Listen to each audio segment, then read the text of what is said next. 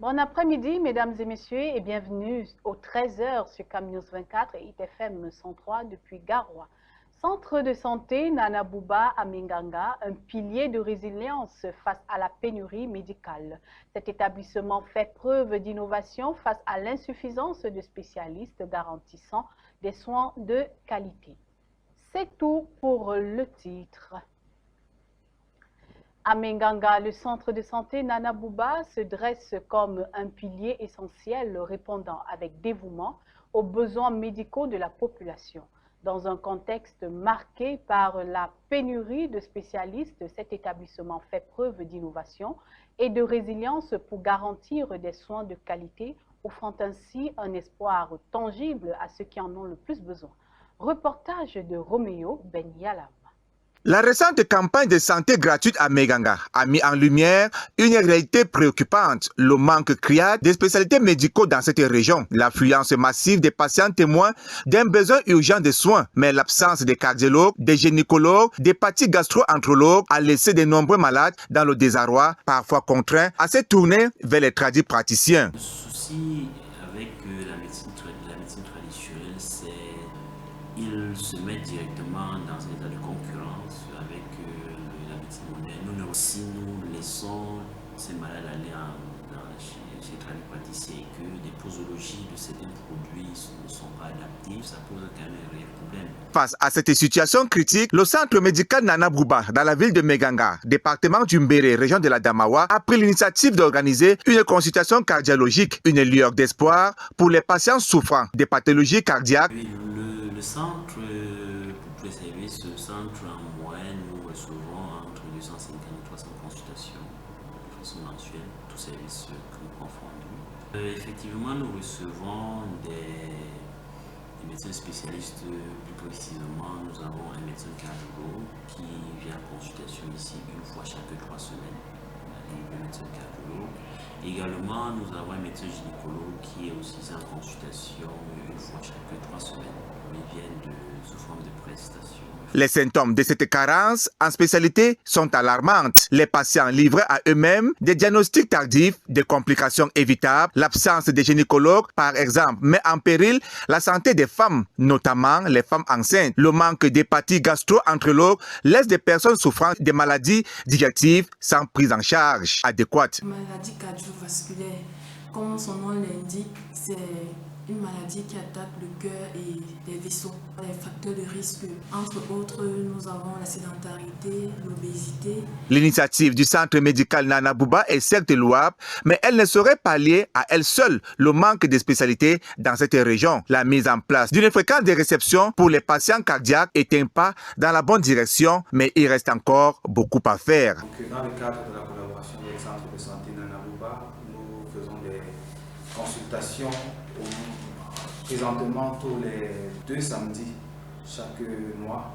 Généralement, les cas que nous rencontrons plus fréquemment ici sont des cas d'hypertension artérielle et plus rarement des cas d'insuffisance cardiaque. La présence ici est bénéfique dans l'offre de cardiologie par cet hôpital est très bénéfique pour la population. Déjà, ça raccourcit le trajet pour avoir un cardiologue, mais surtout, ça permet à la population d'être dans leur environnement. L'analyse est sans appel. La présence des spécialistes est vitale dans le Mbéré, voire dans toute la région. La satisfaction des patients lors de la consultation cardiologique en est la preuve. Mon père souffrait d'une insuffisance cardiaque. Et on souffrait de temps en temps pour aller au son programme.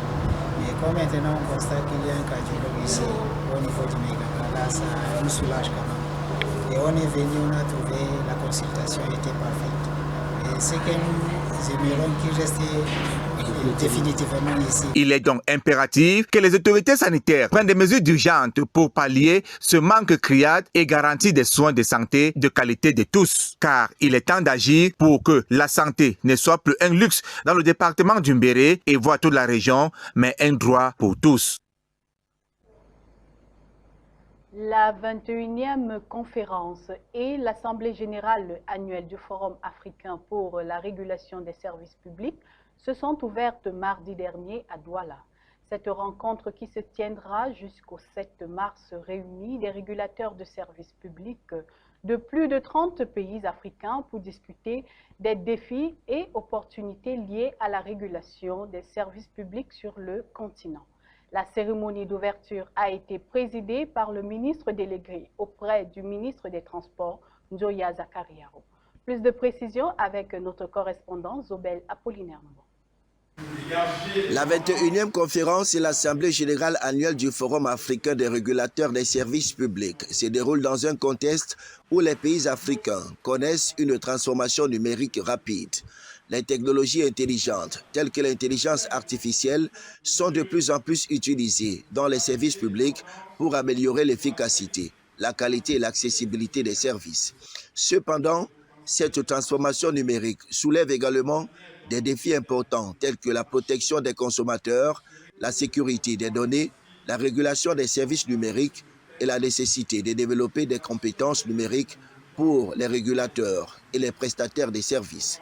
C'est dans ce contexte que la rencontre de Douala rassemble les régulateurs des services publics africains pour discuter des meilleures pratiques, partager les expériences et élaborer des stratégies pour relever les défis liés à la transformation numérique des services publics.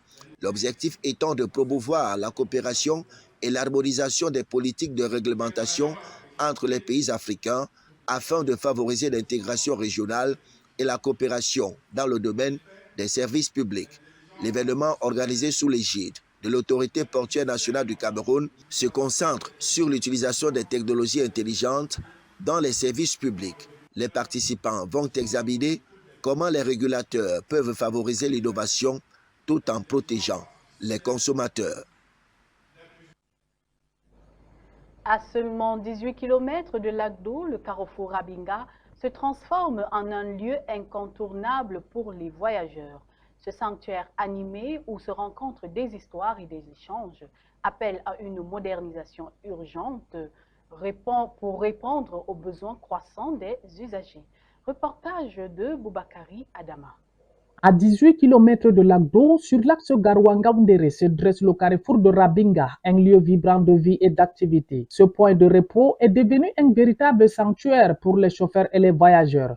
Mais il est également le reflet d'un besoin urgent d'infrastructures adaptées. Rabinga n'est pas seulement un lieu de passage, c'est un carrefour où se croisent des destins. Chaque jour, plus de 100 personnes s'y retrouvent espérant embarquer vers leur prochaine destination. Les camions, tout comme les transports en commun, y font halte pour permettre aux passagers de se regrouper et aux conducteurs de se reposer. Ce lieu est animé par une énergie palpable où les rires et les échanges résonnent comme une mélodie familière. Cependant, derrière cette animation se cache une réalité préoccupante, l'absence d'une agence de transport et d'une station mobile. Les voyageurs doivent s'adapter aux conditions précaires tandis que les commerçants locaux peinent à répondre à la demande croissante en produits de première nécessité. Malgré ces défis, le carrefour continue d'attirer un flot incessant de personnes en quête de réconfort et de ravitaillement. La nécessité d'une intervention devient pressante. La création d'une agence de voyage dédiée ainsi qu'une station mobile permettrait non seulement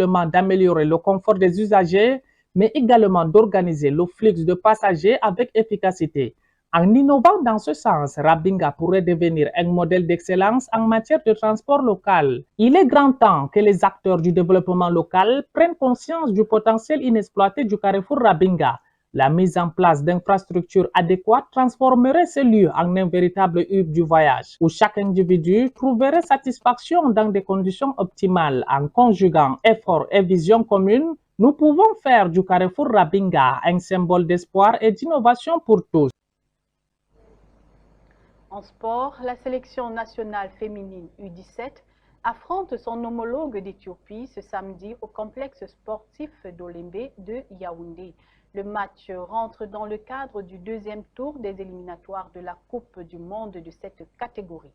Le stade a été revêtu de ses plus beaux atours. Aline Dida et Michel Atiba nous font le point.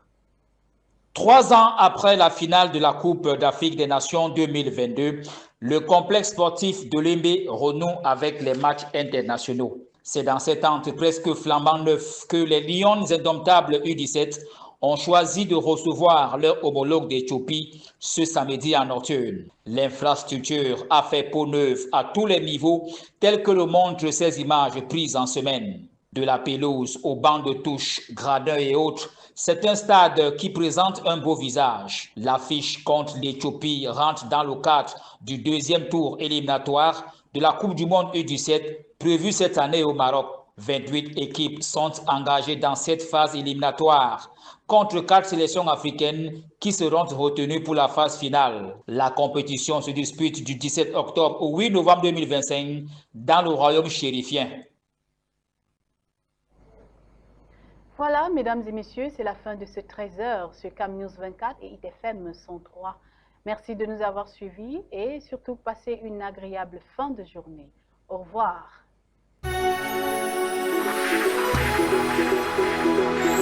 Thank you.